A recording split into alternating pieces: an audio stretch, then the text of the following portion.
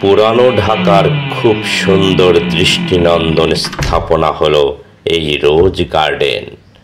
ঋষিকেশ দাস নামে ধনাঢ্য ব্যবসায়ী জমিদার এটি নির্মাণ করেন 1930-এর দিকে। বহু বছর বদ্ধ থাকার পর বর্তমানে এটি প্রত্ন অধিদপ্তরের অধীনে নিয়ে সংস্কার করে দর্শনার্থীদের জন্য উন্মুক্ত করে দেয়া হয়েছে। সম্প্রতি আমি নিজেও গিয়েছিলাম সুন্দর প্রাসাদতম ভবনটি দেখতে। অমৃতার ঘটনা সহ বাকি ঘটনা পুরোই আমার কল্পনা। নিছক ভূতের গল্প লেখার জন্যেই চরিত্রটি সৃষ্টি করা। আজকের ভৌতিক গল্পের নাম রোজ গার্ডেনের ভূত। লিখেছেন গল্পকার SM নওশের, আর পাঠ করে শোনাচ্ছি আমি ভৌতিক মেহবুব মল্লিক।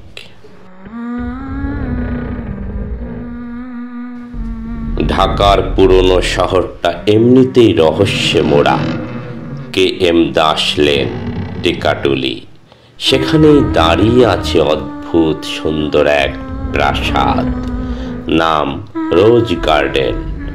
1930 সালে ধনী ব্যবসায়ী ঋষিকেশ দাস এই বাড়ি তৈরি করেছিলেন। শোনা যায় নবাব পরিবারের জমকালো পার্টি থেকে অপমানিত হয়ে তিনি প্রতিশোধ নিতে চেয়েছিলেন। তাই এমন এক রাজপ্রাসাদ বানালেন যেখানে সঙ্গীত, নাচ, ভোজসভা আর অসংখ্য গোলাপ বাগান দিয়ে চারপাশ ভরে রাখলেন। কিন্তু আজকের দিনে কেউ সেখানে গেলে প্রথমেই চোখে পড়ে অদ্ভুত নীরবতা। সাদা রঙের দেয়ালগুলো বিবর্ণ হয়ে গেছে, ভাঙা জানালায় বাদুড় ঝুলে থাকে। গোলাপ বাগানের জায়গায় এখন আগাছা আর কাঁটা ঝোপ। অথচ একসময় এখানেই ছিল রঙিন বাতি, হাসির শব্দ আর কোলাহল। তবে এই প্রাসাদকে নিয়ে গুজব ছড়িয়েছে বহুদিন। বলে এক যুবতী অমৃতার আত্মা এখনো এখানে ঘুরে বেড়ায়। 1940-এর দশকে এক প্রমোদের রাতে অমৃতা রহস্যজনকভাবে মারা যায়। সরকারিভাবে বলা হয়েছিল সিঁড়ি থেকে পড়ে মৃত্যু, কিন্তু যারা দেখেছিল তারা জানত ঘটনাটা নিছক দুর্ঘটনা নয়। অমৃতা ছিল এক জমিদারের কন্যা, ঋষিকেশের পার্টিতে গোপনে আসত, কিন্তু এক রাতে ঈর্ষা আর ষড়যন্ত্রের শিকার হয়ে সে হারিয়ে যায়। এরপর থেকে রোজ গার্ডেন ভুতুড়ে নামেই পরিচিত হতে থাকে। 2022 সালের এক বর্ষার দিনে 4 বন্ধু সিদ্ধান্ত নিল তারা রোজ গার্ডেনে রাত কাটাবে। আরমান শহর ঘুরে প্রাচীন স্থাপত্য নিয়ে গবেষণা করা এক তরুণ লেখক। মায়া ডকুমেন্টারি ফিল্ম মেকার, ক্যামেরা ছাড়া তার শ্বাস রুদ্ধ হয়ে যায়।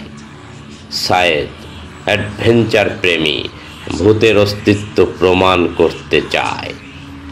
লুবনা শান্ত স্বভাবের মেয়ে, কিন্তু ইতিহাসে গভীর আগ্রহ।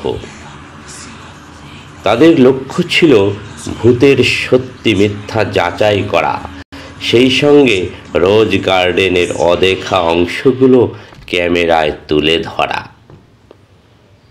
সন্ধ্যা নামতেই তারা গেট পেরিয়ে ভেতরে ঢুকলো। ভাঙা লোহার গেট ঠেলে ঢুকতে গিয়ে এমন শব্দ হলো যেন অন্ধকারের বুক ফুঁড়ে চিৎকার বেরিয়ে এলো।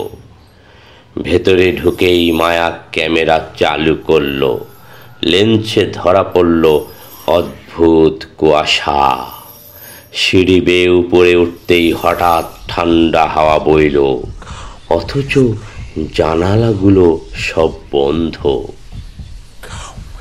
তোমরা খেয়াল করেছো ভেতরে ঢোকার পর থেকেই সব অন্যরকম লাগছে। লুবনা ফিসফিস করে বলল।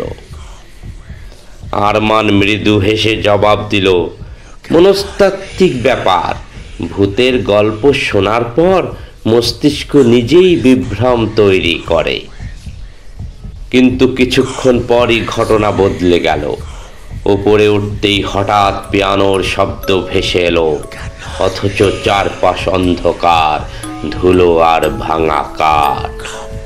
এটা কিভাবে সম্ভব? সায়েদ চিৎকার করে উঠল। তাদের সামনে লম্বা করিডোর, দেয়ালে পুরনো ঝাড়বাতি, তাতে মাকড়সার জাল ঝুলছে। হঠাৎ ঝাড়বাতি নিজেই থেকেই দুলতে শুরু করলো। চারজনই থমকে গেল।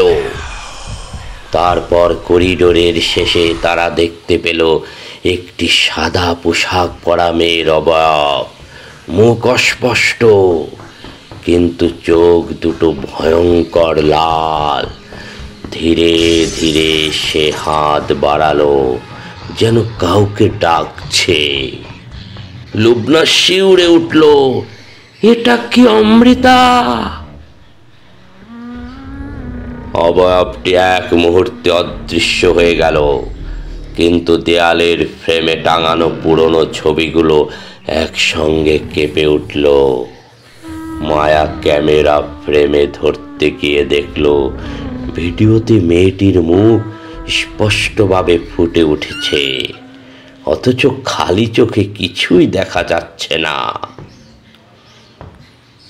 আরমান, যার মাথা এখনো যুক্তির দিকে ঝুঁকেছিল, ছবির দিকে এগিয়ে গেল।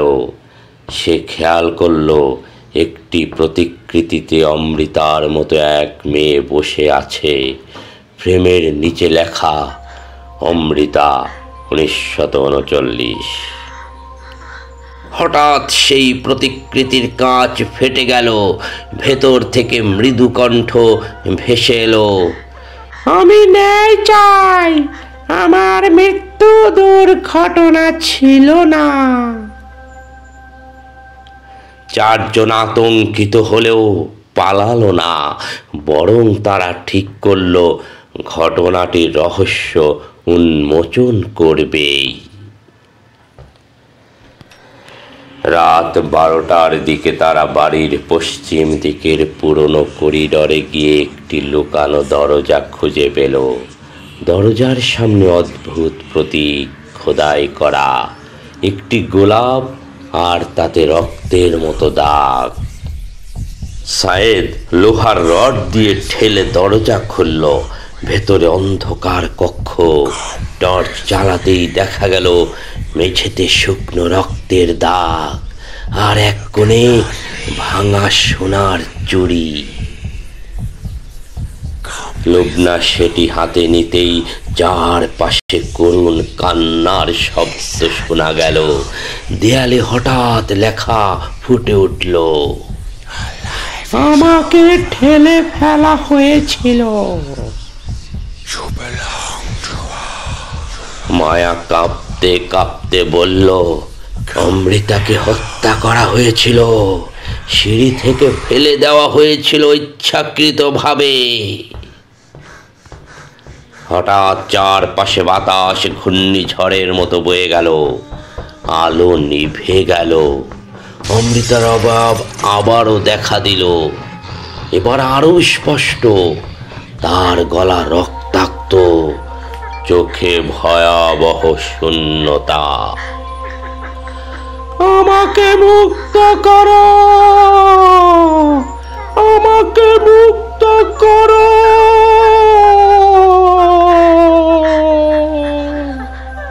কণ্ঠ ভেসে এলো। ভয় আর কৌতূহল মিলেমিশে চারজন সিদ্ধান্ত নিল তারা অমৃতার আত্মাকে শান্ত করবে। তারা রক্তমাখা চুড়ি নিয়ে উঠোনে এলো। আরমান উচ্চ স্বরে বলল, অমৃতা, আমরা জানি তোমার মৃত্যু ছিল ষড়যন্ত্র। এই চুড়ি তোমার, আমরা সত্যটা মনে রাখব। তুমি শান্তি খুঁজে নাও। চুরিটি মাটিতে রাখতেই মাটি কেঁপে উঠল। হঠাৎ সব গোলাপ গাছে ফুল ফুটে উঠল, লাল রক্তের মতো টকটকে। অমৃতার অভাব ধীরে ধীরে আকাশে মিলিয়ে গেল। পরের মুহূর্তেই ভুতুড়ে শব্দ থেমে গেল, বাড়ি নিস্তব্ধ হয়ে গেল। পরদিন সকালে 4 জন রোজ গার্ডেন থেকে বের হলো, কিন্তু তাদের মনে আজীবনের মতো ছাপ রেখে গেল সেই রাত।